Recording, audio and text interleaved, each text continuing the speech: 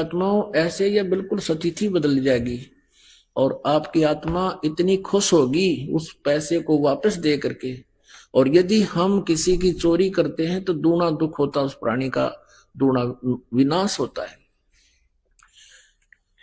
एक भक्त बहुत गरीब था, किसान था, और उसने परमेश्वर कबीर जी, क्योंकि वो परमात्मा रह रह कर आते रहते हैं, कभी किसी साधु रूप में, किसी संत रूप में, या किसी वैसे एक जीवन वो पूरा एक जनसाधारण जैसा जी कर भी पूरा करते हैं। तो वो गरीब आदमी था, वो कहने लगा महाराज जी बहुत ही स्थिति खराब है, परमात्मा का ज्ञान सुना, परमेश्वर ने कहा बेटा नीत साबित रखिए, तेरा कमी नहीं रहेगी और ये भक्ति करता रहे, जितना तुझे चाहिएगा भगवान 21 देगा तुझे। अब क्या हुआ कि उसके एक बैल था, उससे गुजारा कर रहा था। एक चोर था, उस चोर ने क्या सोचा, वो चोरी करने के लिए निकला, उसने देखा एक गरीब व्यक्ति और गर्मी के दिनों में सो रहा है, उसके एक बैल बंधा है, उस एक का बैल ने चुरा ले गया। अब चोर तो क्या है, जैसे 100 रुपये का बैल होगा, उस समय की बात, बहुत पुराने समय की, तो किसी समय में ला लो इसको, तो एक उदाहरण है और सच्चाई है। तो उसने तो 10 रुपए का बिक गया, वो भी बेच दिया कि कहीं कोई पकड़ा ना जा तो, या 20 रुपए का, और बेच ब्याज खा पी कर फुर वो तो फिर उसाए हो गया। उसने कुछ दिन के बाद फिर ऐसे चोरी करता करता उसने सोची चल उस जिसका बैल चुरा के लाया था वो शरीफ आदमी लग गया ना, को पुलिस रिपोर्ट करी उसने, उधर ही चलते हैं। वहां जाकर देखा उसने 1 वर्ष या 2-1.5 वर्ष के बाद क्या देखा कि उसके 2 बैल बंधे हुए हैं, बहुत अच्छी स्थिति के, और वो सो रहा है रात्रि के समय। उस चोर ने उसके दोनों चुरा लिए, दोनों बैल चुरा लिए और ले गया, उनको बेच ब्याच के और अपना कर दिए फुरफुरा। वो फिर नो के नो उसको फिर टोटा सताने लगा, वो फिर चला, वो इधर उधर घूमता घामता। उसने सोचा एक बार फिर उधर देख लो, वो तो शरीफ आदमी है, कोई ऐसी प्रतिक्रिया भी नहीं कर रहा, ना कहता किसी खोजी को लेकर पीछे चलता है। उसने वहां जाकर देखा, क्या देखा कि उसके 4 बैल बंध रहे, 4 बैल नुखागड़ के से। अब उस चोर ने सोचा भाई मेरा तो नाश हो लिया और 3 बैल चुरा चुका मैं इसके, और इसके आज 4 बैल बंधे हुए हैं, भाई ये कौन सा जंतर मंत्र है इसके पास, इसने यो पूछूंगा मैं तो। और उसने वो वहीं सो रहा था किसान, उसको उठाया कि भाई उठना एक बार। वो किसान कहने लगा, सोया था, ने बोला भाई मुझे मत छेड़, मुझे सोने दे, सारा दिन काम किया है, नींद अभी लेटा हूं, सोने दे। वो कहने लगा भाई मैं चोर हूं। वो चोर कहने लगा मैं चोर हूं, चोर हूं। ने बोला भाई चोर है ना, अपना काम कर दो, तू आया है, मुझे अपना सोने दे। अब वो कहने लगा रहा जो काम मैं करना चाहूं था वो मेरे अतीब होता कोई ना, इसलिए तुझे जगाऊं ना, मैं कितने जगाऊं वो। अब मैं चोरी नहीं कर पा रहा हूं, मैं ये पूछना चाहता हूं कि ये कौन सा जंतर मंत्र है तेरे पास भाई। फिर उसने बताया भाई चाहे मारिए चाहे छोड़िए मुझे, चाहे सदा दिए दंड दिए, अब सच्ची बात बताऊंगा, तेरा पहला बैल भी मैं चुरा कर ले गया था, और मैंने तो वो अपना वो पैसा मेरा न्योए गया बर्बादी में, और तेरे दूसरे 2 बैल भी मैं चुरा कर ले गया था। आज मैं जो का तू उसी स्थिति में हूं और तेरा ये 4 बैल बंध रहे हैं, इसलिए आज से मेरे पर चोरी ना होती भाई। अब मैं चोरी करने की स्थिति में नहीं रहा, मेरा हाथ कांप है, सारा शरीर कांप रहा है कि ये देख तेरा तो नाश हो जाना चाहिए था, तेरे पास तो कुछ था ही नहीं, उस दिन तू बहुत गरीब था, आज तेरे मकान भी सुथरा बना लिया, तो वो बैठ गया। फिर ने बोला भाई जब तने यह जड़ी पूछ ली तई बताऊंगा, बैठ जा तू। भाई अगर इस चोरी करने से कोई सेठ हो, साहूकार बने, तो कोई करके नहीं खावे, सब चोरी कर ले। तूने तो भाई घोर पाप इकट्ठा कर लिया। परमात्मा की भक्ति कर।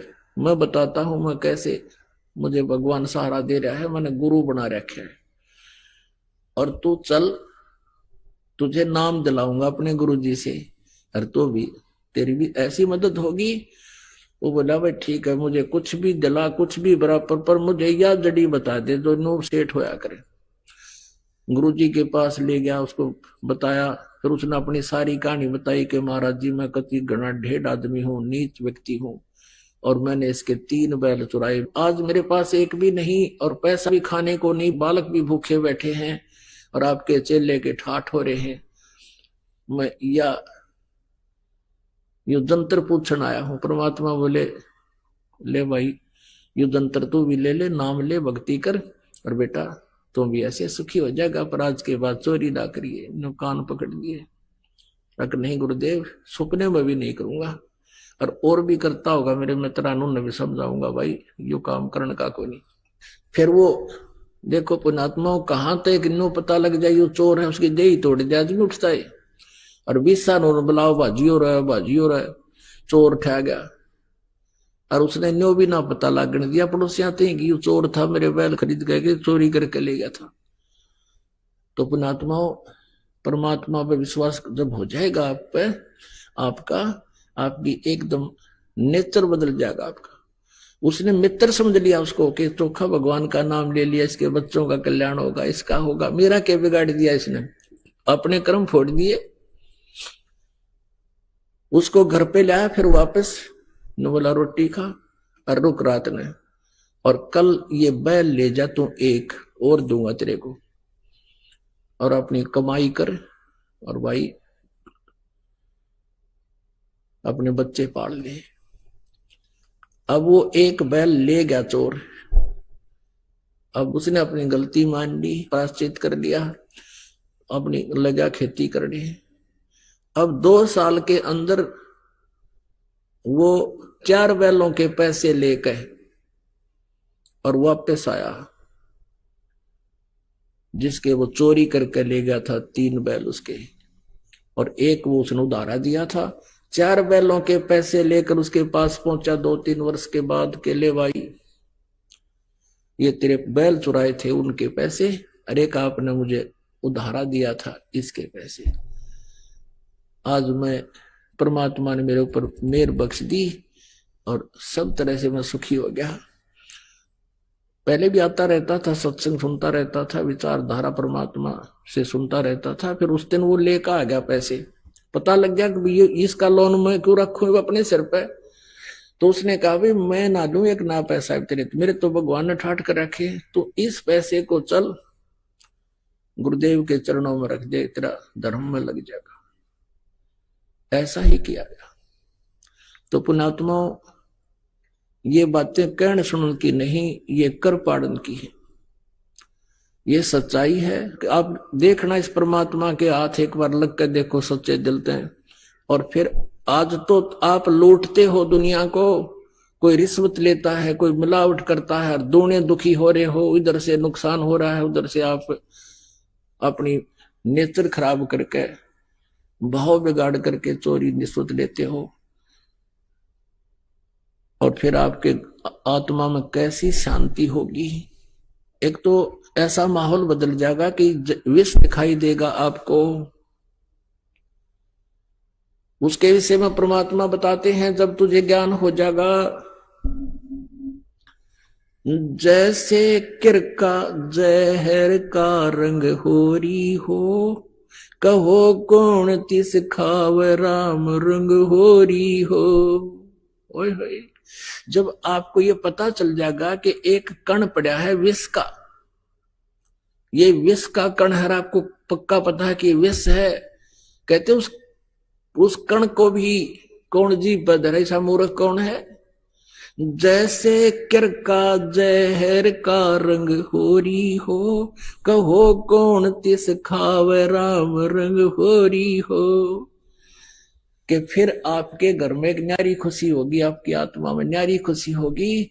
और ये एक दूसरे से लूटना खसोटना, बुरी नजर रखना, बुरा कर्म करना, ये एक विष दिखाई देगा। फिर उस विष को जब आपको पता चल गया ये विष है, फिर खा के दिखाइए उसको। अब तो हम अनजानपने में ये जुल्म कर रहे हैं और फिर उसका दंड भी हम भोग रहे हैं। पुण्यात्माओं, सबसे पहले हमने परमात्मा को पहचानना होगा। और जो समर्थ परमेश्वर है वही हमें ये सुख दे सकता है, हमारे भाग्य से भी अलग। किस्मत में ना होगा तो भी आपको देगा। और आपने पहले इस परमात्मा की शरण में आने से पहले चाहे कितनी ही गलतियां कर दी हो, क्योंकि वो आपकी अनजानपने में की गई गलतियां हैं, अज्ञानता से की हुई गलतियां हैं और काल प्रेरणा से की हुई गलतियां हैं। वो परमात्मा खूब समझते हैं कि इस जीव के बस का नहीं, ये काल ने इसको इतना भ्रमित कर दिया कि ये कुछ भी कर सकता है।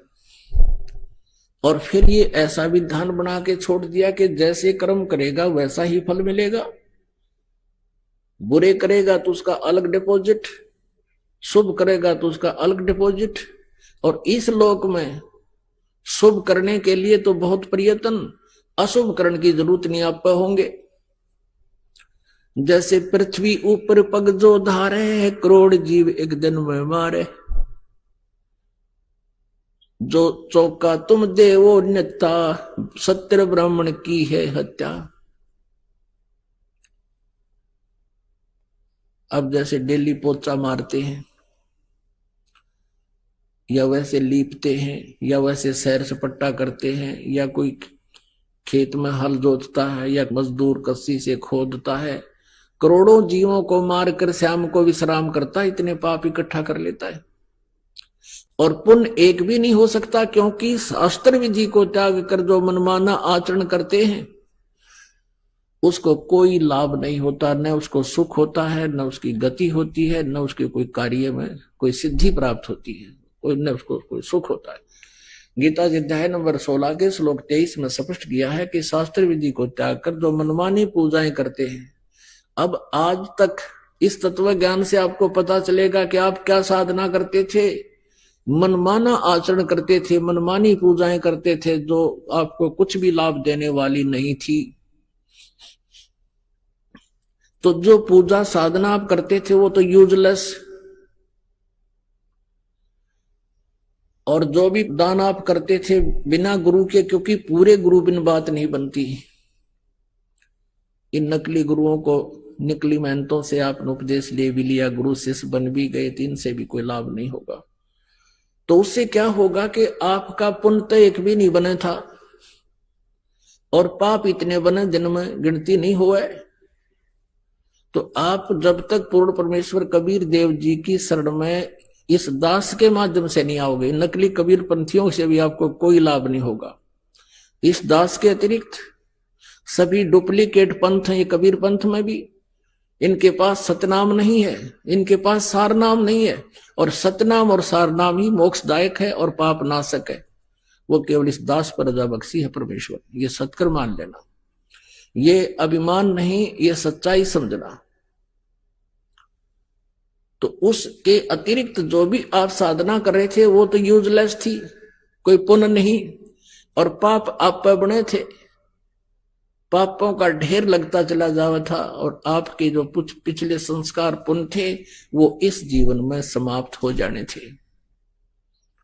और फिर अगले जन्म में क्या होगा, वो पाप भोगने के लिए 84 लाख प्रकार के प्राणियों के जीवन में आप जी की बिरान माटी शुरू हो जाती है, दुर्गति शुरू हो जाती है। एक जीव का आप देख लो जीवन, क्योंकि अब तो आपका नशा हो रहा है, 2 टाइम पर टूक मिल जाए, अच्छी मोटरसाइकिल कार होगी, सामने घूटी ला लें, अब फिर पता ही नहीं क्या होगा आगे। इतनी सोचने की समय नहीं छोड़ रखा काल ने। लेकिन इस सत्संग में आने से आंखें खुल जाती है पुण्यात्मा की कि क्या कर रहा था और क्या करना चाहिए था। भाई जो गुरु वचन पे डट गे रकट गे फंद 84 के, कट गे फंद 84 के, रकट गे फंद 84 के। भाई जो गुरु वचन पे डट गे रकट गे फंद 84 के। वस्तु मिली ठोर की ठोर, मिट गई मन पापी की दौड़। और अधिक जानकारी वसंत रामपाल जी महाराज जी से निशुल्क नाम दीक्षा प्राप्त करने के लिए संपर्क करें। हमारे संपर्क सूत्र हैं 8222880541, 8222880542। आप नीचे स्क्रीन पर दिए गए हमारे अन्य नंबरों पर भी संपर्क कर सकते हैं। विजिट करें हमारी वेबसाइट पर। हमारी वेबसाइट है www.jagatgururampalji.org। अगर आप ये वीडियो YouTube पर देख रहे हैं तो हमारे चैनल को सब्सक्राइब करें और बेल आइकन को दबाना ना भूलें। अगर आप Facebook पर ये वीडियो देख रहे हैं तो हमारे पेज को लाइक करें।